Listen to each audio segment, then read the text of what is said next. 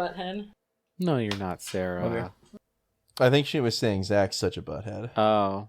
In which case... Zach is a butthead. No, I agree with that. Whatever Sarah says, I agree with it, unless it's self-deprecating. Okay, boys, have fun.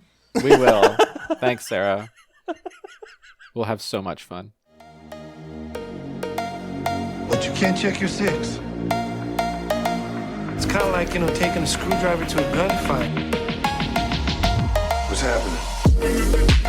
Just like on top. All right, we ready to kick this off? Kick this off. Let's do it. Welcome, everybody, to Steven Seagal. Today, we are talking about the 2008 movie Kill Switch. Oh boy, I might need some help to recap this one. So it's Steven Seagal does Zodiac. I know. Yeah, this. but like dumb. Yeah. Super dumb. Now, I am not familiar with Zodiac. I haven't seen it, but Is I that know. A question? Mm-hmm. Well, no, I know the concept. I know enough to know that that's what this is doing. Yeah. So I'm doing maybe a my Zodiac. So maybe my assessment here might fall a little flat because I don't actually know the real comparisons. I just know that that's what this was trying to do. But man, oh man, I can already tell it doesn't hit the mark it wanted to. Not quite. In your defense, Not I don't quite know if well they enough. really watched Zodiac either, or just like. When did the Zodiac movie come out? Well, okay, we have to check Zodiac and Seven. Yes. So this is from 2008. Seven came out in 95. Okay. Plenty of time. Zodiac came out in 2007. Okay, so it's Zodiac. Well, there you go. So that definitively answers.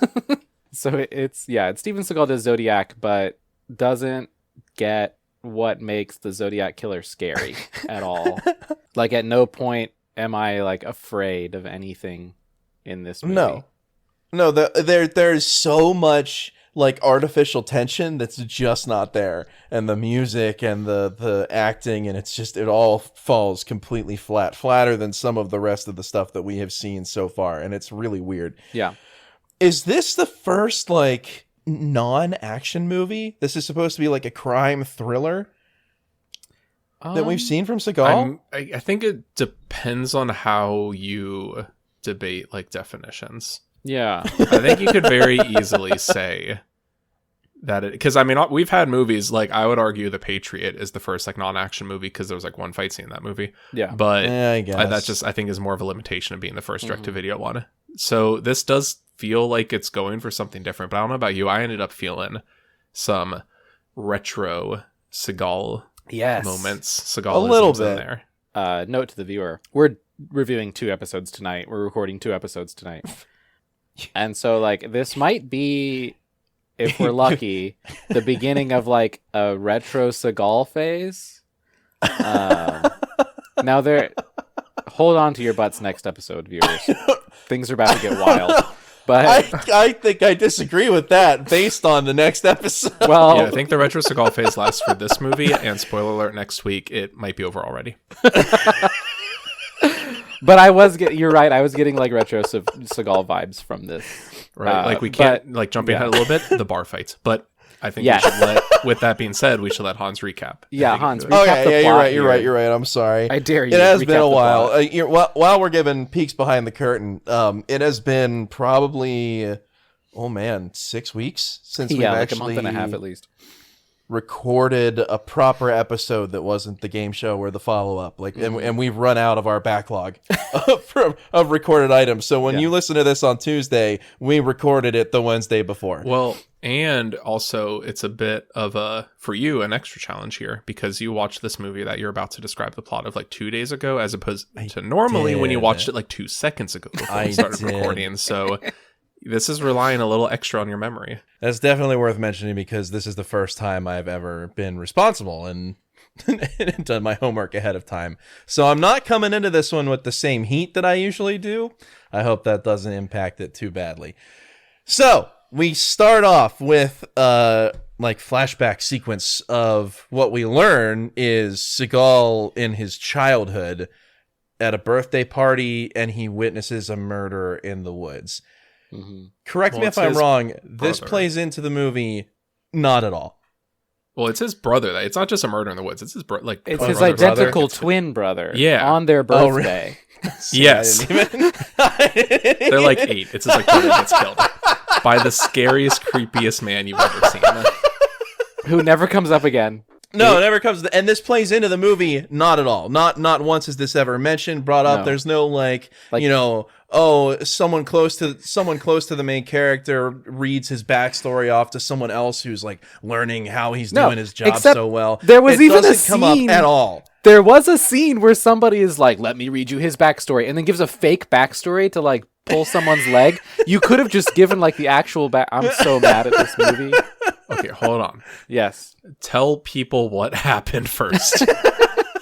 So you have this flashback sequence. Apparently, it was his twin brother who died on their birthday. Identical twin brother. He was murdered in the woods, and Seagal sees the guy slit his brother's throat. It's like really...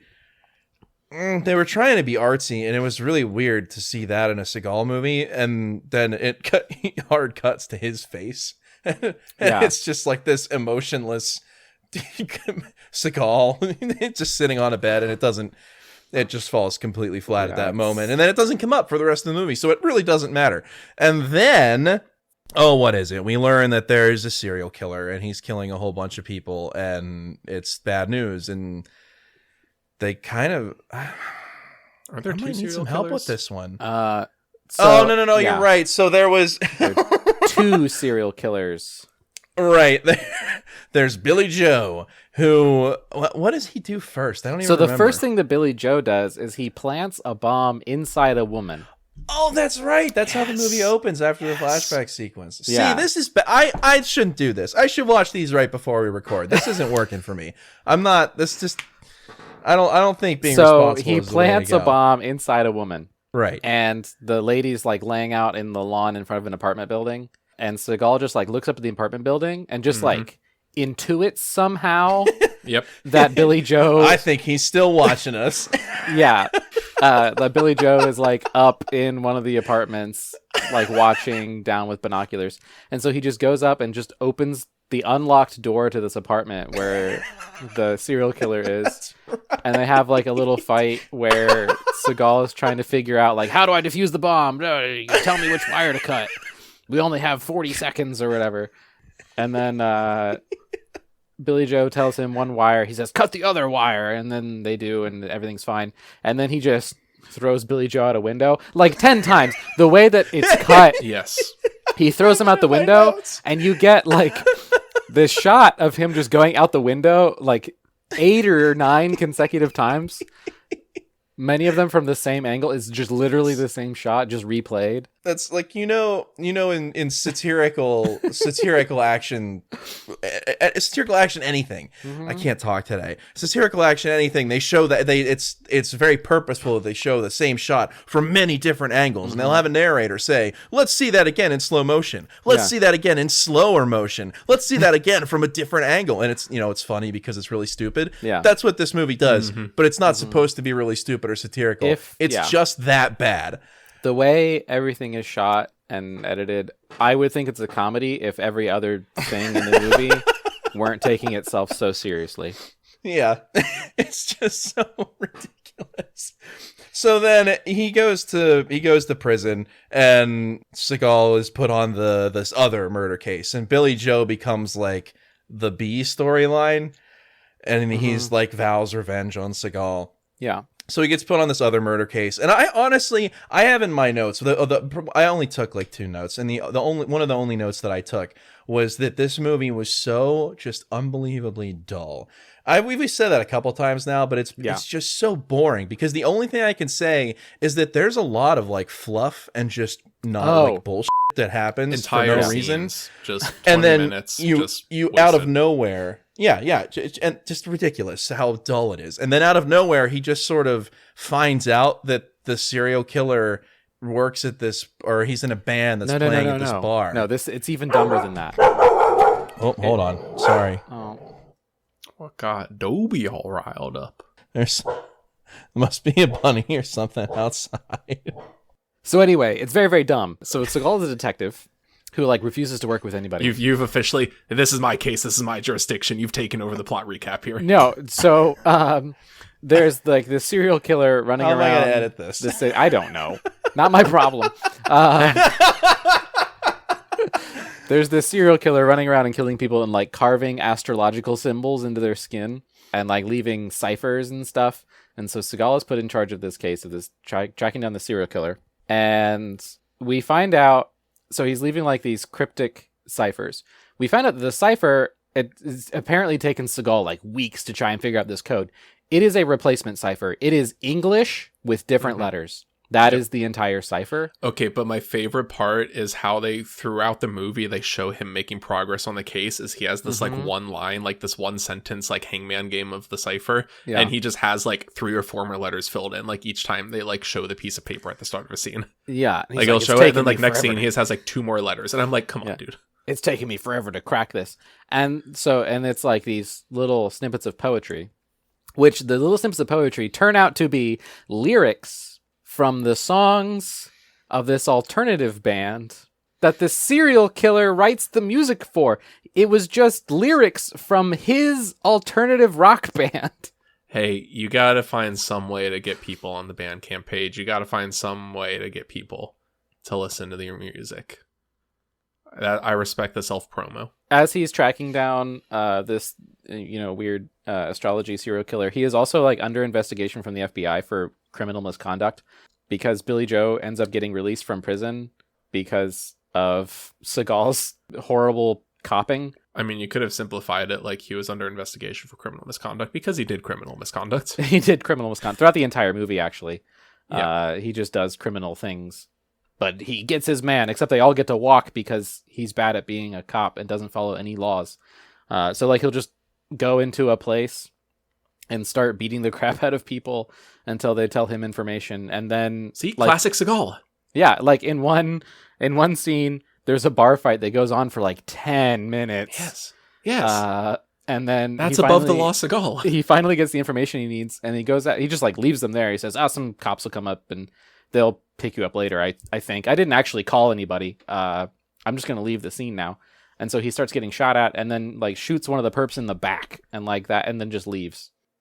But see, that is why, if you're wondering how it's a throwback, that is how it is a throwback. And then so eventually he catches the serial killer. Like the actual plot of this is really, really, really simple. He goes around trying to find ciphers, finds out that they're just lyrics from this guy's band, tracks him down, has like 2 different scenes where he knows where he is and has to go like catch him, and eventually catches him and then breaks all of his bones with a hammer, like a ball peen hammer. Mm-hmm. And the cops just sit back and watch. And they just watch him. And then inexplicably, the FBI agent who's investigating him for misconduct just decides, hey, what if Seagal is actually the serial killer this whole time? And he's been really bad at this case because he's the serial killer. There is nothing which prompts this. Absolutely nothing. No. Which prompts this idea. And it makes absolutely no sense. But she somehow convinces like the chief of police to come and like raid his house where Billy Joe has come back from prison and killed a woman who I assumed was his wife. Okay, so and I was very wrong about that. There's a lot to say about that. No, it's weird. Can we talk about this creepy. woman for a second? Let's just get you're doing an incredible job, Thank much you. better job than I can do. Let's just get through the recap. Okay, so Billy Joe comes back, kills Seagal's woman who lives in his house, and Seagal walks into the room, sees her tied up to the bed, stabbed 100 times and dead. And in my notes, I said, literally the only point of the lady who lives in his house is for her to be ignored and then die. His wife, and then when she dies, he just looks at her and like winces, like his eyes get real narrow. So I wrote in my squints. notes, this woman dies, and he looks at her body the same way I would look at a sink full of dirty dishes. Yep, that's it. Nope, that's pretty much it. Like, I don't want to deal with this right now. It's been there for a day or 2. And then he gets into like this. Every fight scene in this movie is 2 or 3 times as long as it needs to be. And so he gets in this really long fight with Billy Joe, the serial killer from the beginning, who just has like this personal vendetta against Seagal, which has nothing to do with the actual plot of the movie at all. He kills Billy Joe in his home and then runs away. And you think he's like running away from the country, like he's absconding. He leaves a note behind saying, like, I know that you think I did it, but I didn't. Here's the evidence. And Seagal's name is cleared, but he leaves the country anyway. And then at the end of the movie, Yes. it completely blew my mind. At the very end of this movie, I thought the movie was over, but it keeps going for another, like, 3 minutes. And he walks into this house, and these children run up to him and hug him and say, Dad! And this, like, Eastern European lady walks around the corner of the hall, like, comes down the hall and, like, greets him, and, ooh, hey! And then she takes her clothes off, and they walk into a bedroom and close the door, and then the movie ends. He has had, like, a secret family this entire time. Well, he's wearing a leather jacket and they kiss. Oh, of yes. course. Yeah, he's fully clothed. Of course, she is always topless, and they kiss, and then the movie ends. Yep. And that's Kill Switch. And it is the most confusing pile of garbage I've seen in a long time. But in between those confusing parts, it's just dull. Mm-hmm. Like nothing, so much. Everything that you described takes place within maybe 7 minutes. Oh, no, most Of the hour and a movie half is movie. meaningless filler. Yeah, it's all like this, like what's supposed to be a fun back and forth between Seagal, his partner, and the FBI agent that's investigating them, and how, you know, she's not like a real she's not a real field agent, and they are, and they're kind of teasing her for it, and they're supposed to be this like back and forth, but it falls flat every time because it's either offensive or not clever like they thought it was going to be, and it's just boring. Yeah. So now that you've done the recap, I have not a confession, but I have something that I need to say. Go for it. I'm very excited. I don't know if excited is the right word. I'm somewhat relieved and very pleased that like the same things that I picked up on and I got and I understood what was going on, you picked up and it seems like you both picked up, understood, got, and the same things that confused me also confused you as well. Yeah. Because Hans, could you describe what happened when you tried to watch this movie streaming on Plex? Oh my gosh. So This movie is available for free on Plex. You can just watch it. No It ads is. or anything. Yeah. no ads. It's Completely. available for free on Plex. You don't even have to have an account. You just watch it. But it's the like audio codec or whatever it is that's set that the details on the listing say it's in English. You open it up and it's in Spanish. But when you first start watching the movie, it's that flashback of like the kids that you don't actually know is supposed to be Seagal. So I'm like watching this movie and I'm almost like maybe 5-10 minutes in, and I didn't realize that this wasn't supposed to be in Spanish.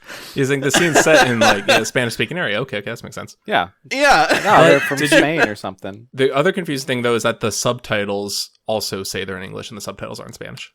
Yeah. So I finally get to the scene where Seagal's talking to his partner and it's a dub. It's like a Spanish dub. And I was like, wait, this can't be right. So I turned on the subtitles and they were also in Spanish. So I just did a quick Google and you can find it for free. Someone uploaded it to YouTube.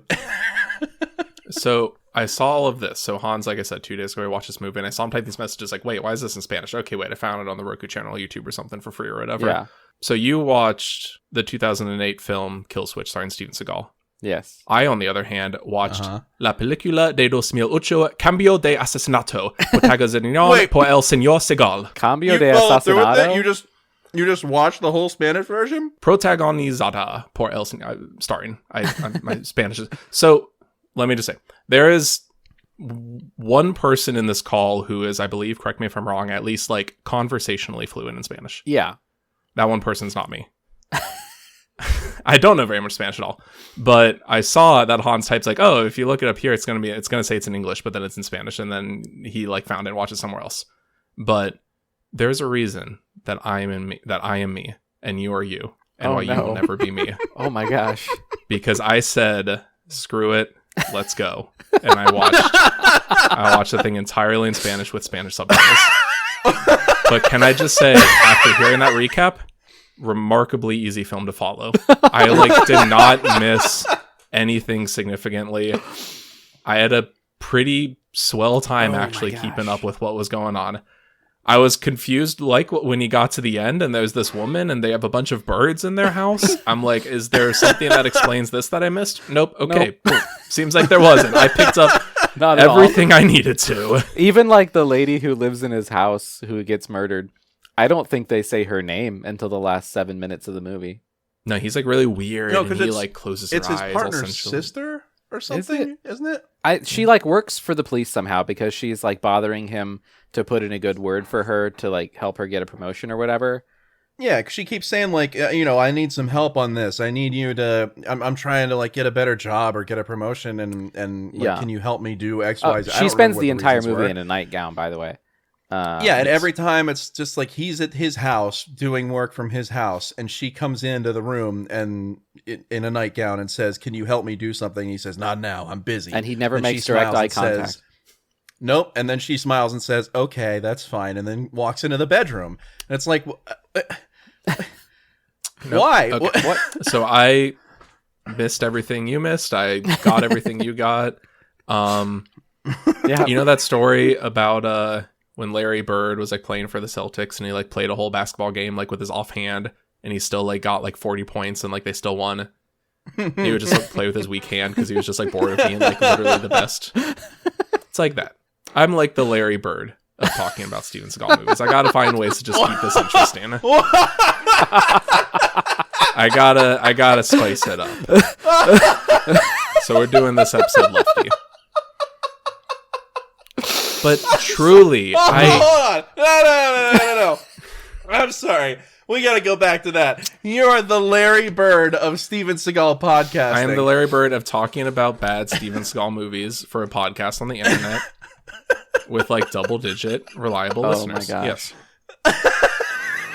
But Zachary, you missed Steven Seagal's horribly offensive accent throughout this Okay, whole but movie. what I got, the guy doing the dub for Seagal, here's the thing. I'm gonna spoil the... I'm gonna give this movie probably like 2 stars or so, with not even joking, at least a full star of that, purely for the Spanish dub of this. I had a much better time watching this movie. Hey, Like, so in general, people just, if you're listening, you should watch more like foreign language movies. yeah. And I'm not gonna say you should watch Steven Seagal movies, but if you're gonna watch Steven Seagal movies, you will have a better time watching the foreign language dub of it. Okay, that's what I said when, like, 10 movies watched, ago, my When you didn't have version the didn't have Japanese subtitles, and Yeah. half the movie was in No, Japanese but and this- Chinese. What movie was that? Into the Sun, That was Into the Sun, I think. But even for that one, you that's still right. have like Seagal and Seagal's Yeah, voice and everything Seagal talking. Seagal This says one, is still- you have a yeah. Seagal dub so much better than Seagal himself. Even it is beautiful. It turns like the mundane. It turns just the usual road Seagal we've talked about like 30 times now into something marvelous.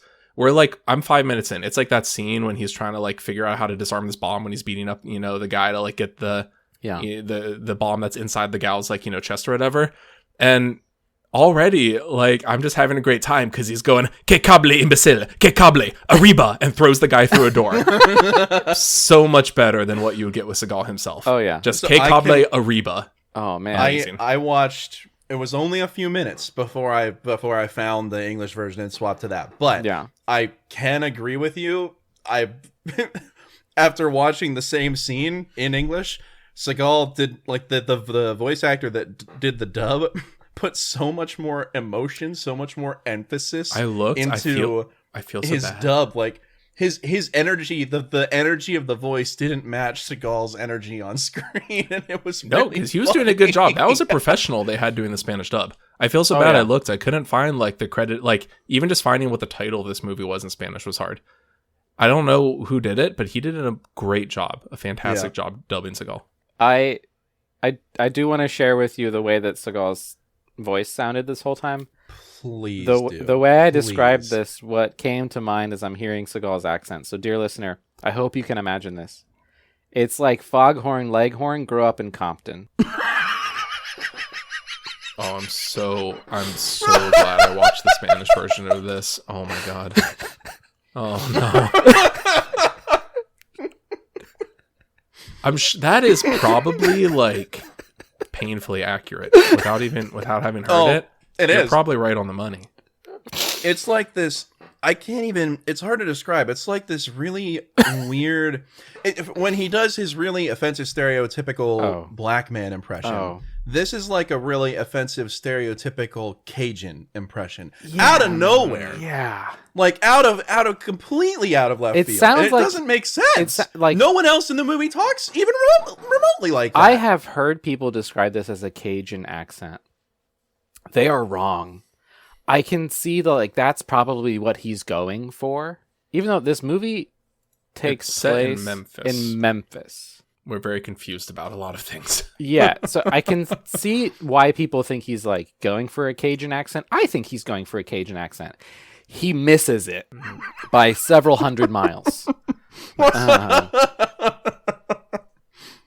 Because he's just doing his offensive black accent and an offensive like Appalachian and like an offensive just with Southern like a really accent. thick Southern drawl. Yeah. he's just taking his different offensive regional accents and mushing them together in this movie. So this is the blend. This is the like wine blend of all the past Seagal movies together. This is the house blend. This is the spit bucket. Yeah. Oh, this is the spittoon. Yeah. And you're going, I'm getting some notes of Above the Law, a couple notes of Fire Down Below. It's got some Fire Down Below in there. Taste of Urban Justice. We talk all the time about how bad his accents are and how he, for some reason, decides to talk like an offensive stereotype of so many different cultures. Yeah. And it just doesn't make any sense. This one, I can't. It's so difficult to put into words how much worse this one is than all of the others. And I have to just admit something about myself. Zach, when you were just saying, I'm getting notes of Fire Down Below and Urban Justice, I am ashamed that I know exactly what you mean. It's a Seagal sommelier. A Seagal sommelier. Make it work. Make it. Edit that to... Joey's gonna have this is a gold mine for Joey questions for the finale. But no, so we mentioned this before. That bar fight they have, if you just want to concentrate a dose, if you've been missing like 80s, 90s Seagal, when he gets to that bar fights, you have a bit when he's just punching a guy and they loop the same footage back like a second later. My God. You have Ridiculous. like he just kind of, they show his face moving and they cut to the stunt double doing the work. He like bashes a guy's face in and knocks half his teeth out, and that guy has all of his teeth again. Like the next scene, he just like shoots a fleeing person in the back. Like he just like goes and does random, even just the premise of he just like goes and does violence at a bar, and then somehow that like sends him on his next clue for what he wants. Right. This is, and he's still somehow like the Seagal. Whisper. He's Yes. still the guy that can get things done without a trace. Also, like all of these problems would be fixed if he decided to collaborate with literally anyone. Yeah, if he wasn't actively hostile to every other person who works with him. Yeah, who is like weirdly Except defensive his of partner. him. He doesn't even work with his partner. No, I guess he doesn't. His partner's very defensive of him. Yeah, the only scene we have of him and his partner working together was fake. It was a fake flashback that the partner made up to like pull the leg of the FBI agent who was sent here to investigate Seagal because he's so bad at his job. And all they do is just razz her the entire time. Yeah. And there's no reason for it. It's just like being rude. No, for she is here because because of the actions of Seagal, a known serial killer was let loose from jail because Seagal is so bad at being a cop that all of the evidence he collected, which like proved that this guy's a serial killer, was inadmissible in court. I mean, as far as I can tell, the only guy he really seems to get along with at all is the coroner. Like, they seemed like they were... Oh, fine, yeah, the at least coroner, in the played version I was by watching. Isaac Hayes, who people Yes. might know as Chef from South Park. Really? 135 episodes. I didn't know that. I've never watched South Park, but... But it's a recognizable character. Except, I'm gonna be honest. When I got to that first autopsy scene, when they like have this body and they start like checking in forensic clues or whatever to figure out what's going on, I've mentioned this before, of course, obviously. You know this is frequently watched in our house. I like immediately all of the 7 Zodiac parallels left because I just felt like I was watching this like low budget knockoff of El Programa de Televisión Huesos, protagonizado por El Señor de Chanel y Señor Boreanis. Like, we're getting hardcore flashbacks to that, but with Seagal there, just ruining it the entire time. Like, he is not, he will never be Agent Booth. No. That's it. The only other note I had was that the music was like way too loud for the dialogue. Yeah. So you can't hear anything anybody's saying. But that could have just been the version that I was Not a watching problem in since the Spanish dub. someone uploaded it to YouTube. So just like some weird things, I just want to point out like a couple weird things that happened in this movie. Like apparently the serial killer, whose actual name in the movie is Lazarus, Mm-hmm. Yep. who Classic. looks like Like, if you just Googled, like, 2000s alternative band frontman, you got him. Whatever picture pops up, that's what he looks like. And so he's, like, leaving these ciphers and things. He's committing these murders and leaving the bodies in specific places. And so Seagal goes to the library to get information on, like, astrology and whatever, and try and find the, like, what this poetry comes from, where he, like, finds out that it's from, like, this crappy alternative band that the murderer is in. Except, so he gets, like, this chart of constellations, and, like, the big revelation is that each time the killer leaves behind some lyrics from his songs, it predicts where the next murder is going to be. And so he has, like, this chart of this particular constellation, which is like a crown of some Greek goddess or whatever, which just happens to be the correct size and proportions for the particular map of Memphis that he has on his desk. I thought about that too. So that he can just lay this particular picture of the constellation over the sites of the murders and know exactly where the next murder is going to happen. Well, what they didn't show is that on the cipher it has a little, like, scale, like, 1 inch equals 1 mile type thing. Like, they gave, a scale and a compass rose so you knew which way to point it in. It was very helpful in that way. Well, and then the next thing that made no sense is he knew where the next murder was going to happen hours beforehand and told no one. Literally nobody. He just discovered that, alone. stood up from his desk. desk. Demonstrates how bad he is at his job. That's all he does. Yeah. So it's not surprising.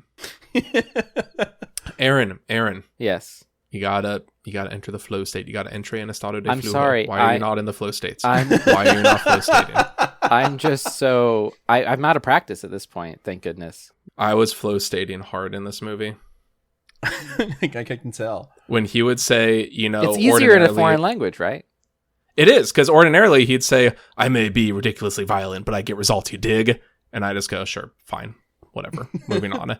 It's literally the same. It's just, puedo ridiculamente violento pero obtengo resultados, ¿ya acabas? And I'm just, si claro está bien, lo que sea. Like, just, sure, let's go, see. Mm-hmm. Moving on. You gotta... How many of these did you have, like, prepared beforehand? You gotta enter the flow state. Estado de flujo. It's the only way to make it through these movies. I like we keep talking about how terrible he is at his job and how, like, the movie shows that he's terrible at his job. Yes. Yeah. And other characters talk about how he is terrible at his job. The show and the tell is that he's bad at his job. Right, but then, like, the point of the movie, like, the lesson learned is that he's not.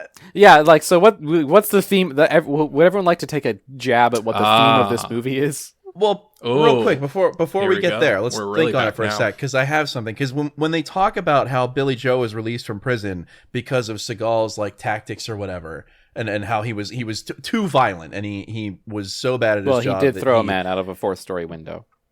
Exactly. He was so bad at his job that the court had no choice but to side with the serial killer.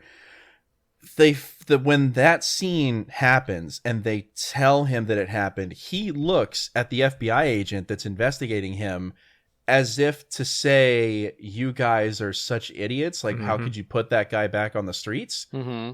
But that wasn't their call. No. And then his partner looks at her, like, everyone blames her, and then she looks down at the floor like, oh, I'm supposed to feel bad. No. The whole point of the movie is that he's great at what he does. He gets results regardless of the consequences. But when you actually think about it for half a second, you don't have to get that deep into it. You think about it for half a second, it's like, no, all of this just goes to prove that he is worth investigating because he's terrible. And, like, the whole point in the text of the movie, the entire point of the FBI agent being there is because the FBI agrees, yes, this man is a serial killer, and the reason he's walking is because you are bad at your job. Like, we know he did these crimes. He admitted to them. Like, everyone saw him do it. But because you're so bad at being a detective, we had to the law forced us to let him go. We hated doing that. So don't blame me for how bad this went. This is your fault, Stephen.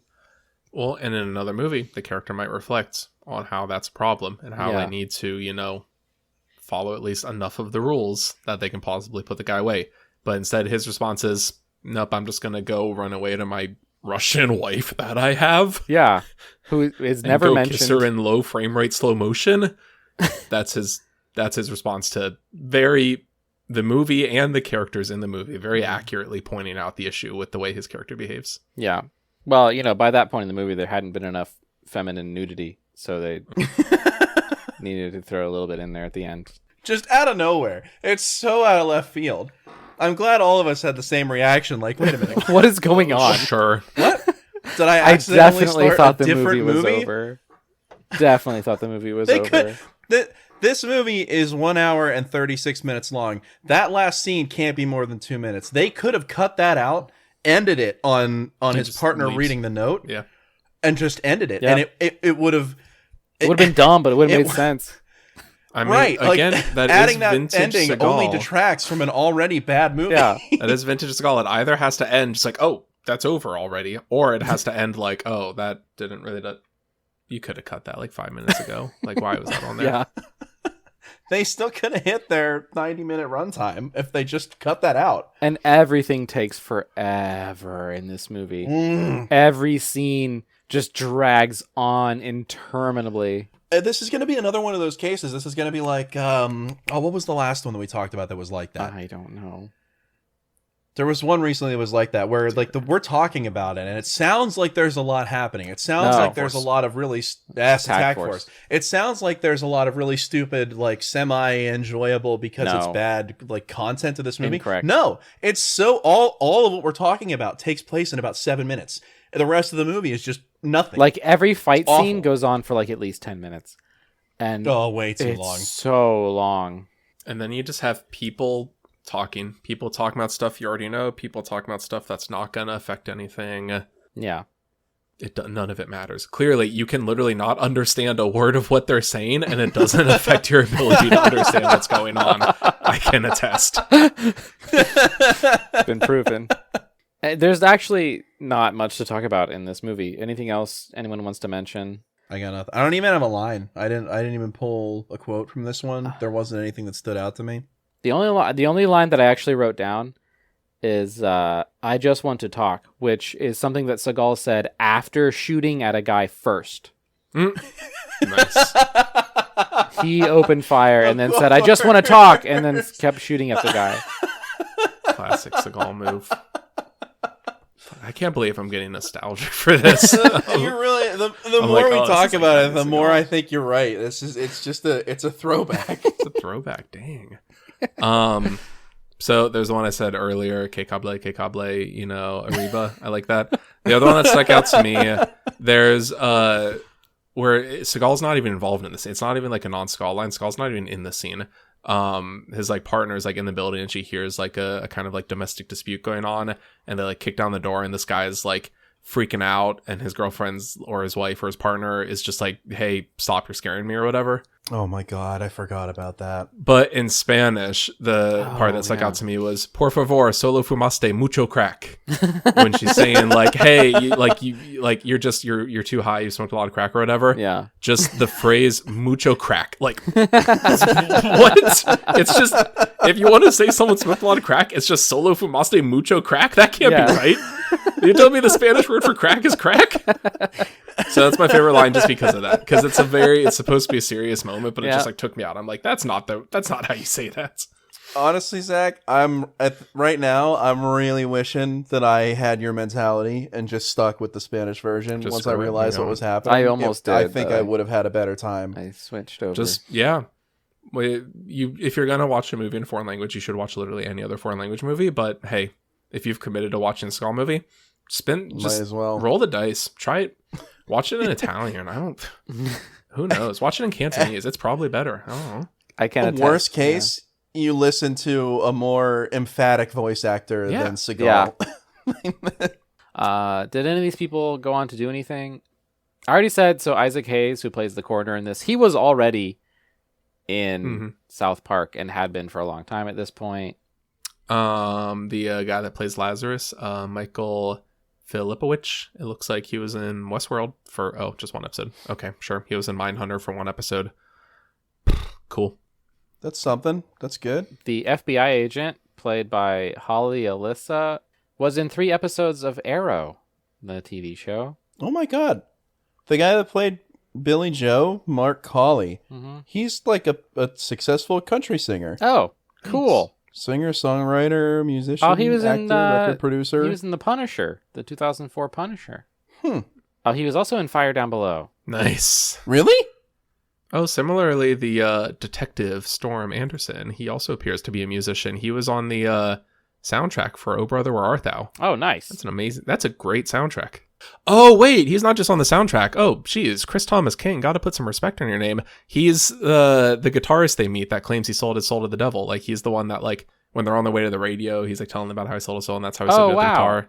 Yeah. Great. Look at that. There's this one, like, kind of cool shot of them walking up the stairs that then they ruin by putting a bunch of unnecessary cuts in there. Yeah. There's, like, 20 other times in this movie where they had something and then ruined it by, like, doing a bunch of, like, jarring cuts in there.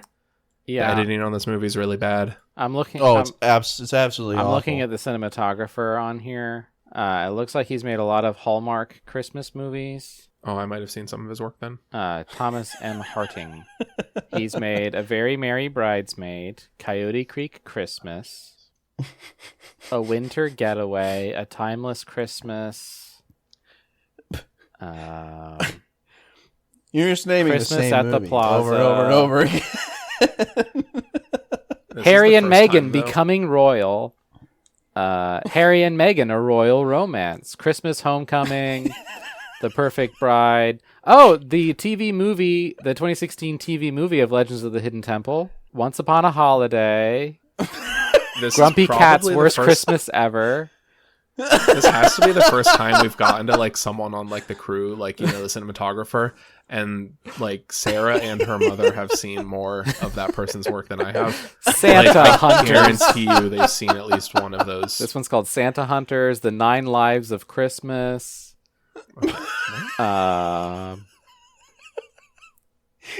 You know what? That man gets to show up at the same small town village where, you know, the big city guy is coming, you know, with his fiance until she bumps into her old classmate or whatever who owns a Christmas tree farm.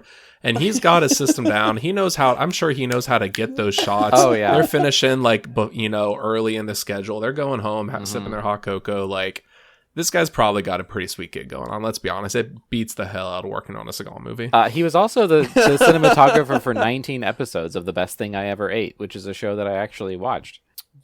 The best thing I ever ate. It's when, like, famous chefs just talk about their favorite foods. It's like an interview show, basically. That's not as funny as I thought it would be. So it's safe to say that, like, everything this man has worked on is going to be much better than this. That's good. Good for him. Yeah. You go, Thomas Harding. Okay, close us out, Hans. What's star ratings? Star ratings. And what will we watch instead? Yeah. Come on. I'm just ready to be done with this. It's been a while. It's because it's been so many weeks, almost 2 months since we've done this last. I think my sort of rating scale needs to be recalibrated. I'm gonna say 1.5 stars. I will say Kill Switch would get 1 star. Cambio de Assassinato gets 2 stars. Yeah, I think I'm gonna go with. I want to say 2 stars because, like, it was dumb and boring, but I wasn't, like, offended throughout a good chunk of it. And at this point in this Seagal project, that actually gets 2 stars You'll take what you from can me. get. What would I watch instead? The obvious answer is Zodiac, obviously. But I will also recommend to you David Fincher's Mindhunters, the TV show, or the first season of Gotham. You should also watch the rest of Gotham, but the first season is completely different from the rest of the TV show. I'm going to leave that gap in there. Yeah. I'm going to go ahead and recommend Dexter, seasons 1 through 3. Oh. Okay. That's it. Oh, Okay. hey. Oh, your recommendation actually had something to do with the movie. Wow. You actually recommend some more serial killers. I'm going to say, I mean, you can always, it's not a movie, but you can always watch Bones. Classic. If you want, like, Classic. you know, good serial killer action. Or just, you know what, let me just say, any, like, foreign language film. If you want to go watch Y Tu Mamá También, cool. If you want to go watch Parasite, sure, watch whatever. Watch a Parasite. movie in another language than one you understand. That's Yeah. my recommendation. If you want to Broaden watch your like horizons. Spirited Away, Yeah, there we go. any Miyazaki, Any of those are, and Yeah. those are also pretty accessible if you haven't watched much foreign cinema. But Yeah. as Bong Joon-ho would say, you need to overcome the 1-inch wall of subtitles and just explore a whole new world of cinema. Yeah, that That's my 1-inch hurdle. recommendation. But anyway, I think that's pretty much all I have to say. All right, close this out. Kill switch, more like kill me. No, that's bad. We don't need to end every episode with a title, more like title. I don't see why we should. Well, yeah, that's like another one of our things. That's our signature. More like ill itch, because this movie made me ill and itchy. See? Kill switch, more like still stinks. Hey, okay. Well, that's something. Okay. I don't know. It's not an easy I one mean, to like, do. our thing can be that they are bad. Bad and uncreative. Well, let's just say for this week, adios. Hasta luego. That means one of us has to die.